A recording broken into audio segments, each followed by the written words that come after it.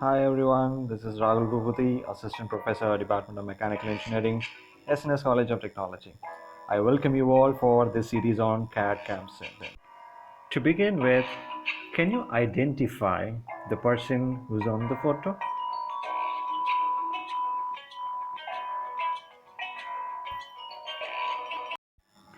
I guess you're still thinking. While you're thinking, let me give you a small glimpse of my favorite country of the world, Japan. Japan is a great nation known by many of us, and here is a small snippet to explain more.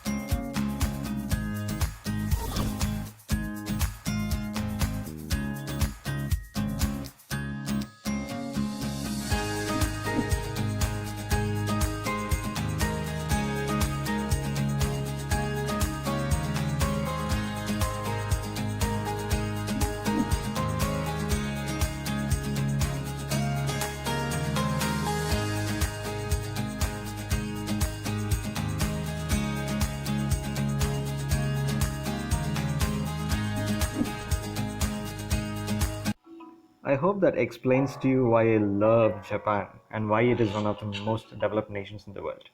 Now, coming back to our question, in case you haven't found out who this person is, this is Taichi Ohuno.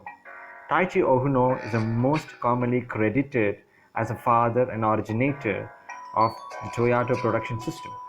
The beginning of this production system are rooted in the historical situations that the Toyota faced during the Second World War. After Second World War II, the president of Toyota said, "Catch up with the Americans in 3 years, otherwise the automobile industry of Japan will not survive." At the end of the time, American car workers can produce approximately 9 cars for every car a Japanese can make. Taichi Ohno examined the American industry and found that the American manufacturer made great use of the traditional idea that it is best to make a lot of items before switching to the new. So Ohno felt that such method would not work in Japan. Ohno devised a new system of production based on the elimination of waste. Taichi Ohno came up with two great ideas. Just-in-time production. Items only move through the production system as and when they are needed. The second system that he made is automation. And the spelling is not wrong, guys. It is autonomation and not automation. What is it? Automation, the production system, so as to include inspection, human attention only begins needed when a defect is automatically detected. Taichi Ohuno regarded waste as a general term including time, resources, as well as materials. He identified a number of sources of waste that he felt should be eliminated. And mind you, they were not all physical waste. The first waste that he identified was overproduction. Waste from producing more than what is actually needed. This causes a lot of trouble. The second type of waste that he found out was time spent waiting. Waste such as that associate with the worker being idle. The third is the transportational or movement waste, such as that associated with transporting or moving the item around a factory. The fourth is the processing time. Waste such as that associate with spending more time than is necessary processing an item on a machine. And the inventory is also considered one of the losses, as waste associated with keeping stock consumes space and capital. The last is the defects, where the waste associated with the defective items are a huge loss on the capital. At that time, car prices in the US were typically set using a selling principle that is cost plus profit market. However, Japan faced a very big problem in a very different scenario because in Japan, low demand meant that manufacturers faced precise resistance. So, if the selling price is fixed, how can one increase the profit market?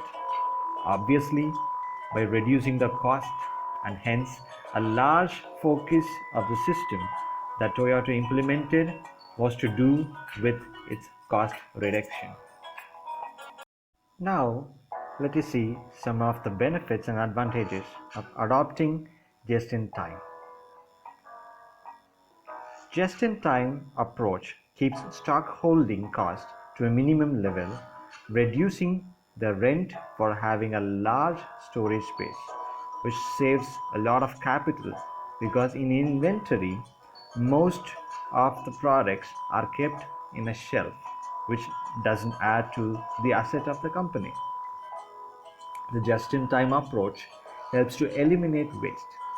Chances of expired or out-of-date product do not arise at all as the inventory is kept on moving.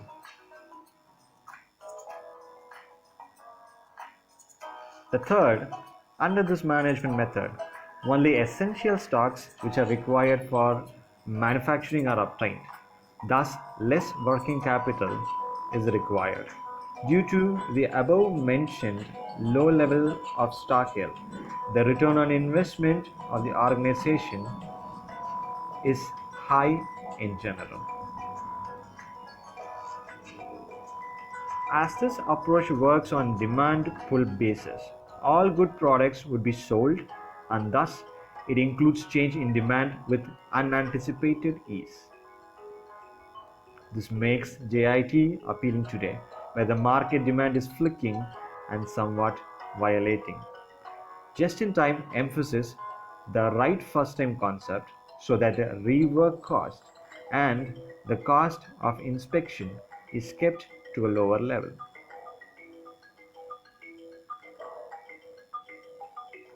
By following JIT, greater efficiency, high quality products can be derived with ease and fun. Better relationships are fostered along the production chain under a just-in-time system. It also benefits in giving higher customer satisfaction due to continuous communication with the customers, which makes both the suppliers, buyers, customers, and the producers happy. Just-in-time production adopts result in the elimination of overproduction, which costs a lot. Well, thank you all for watching this video on the Tata production system. I hope this was very useful to you, and in future days I'll meet you again with more and more of these videos.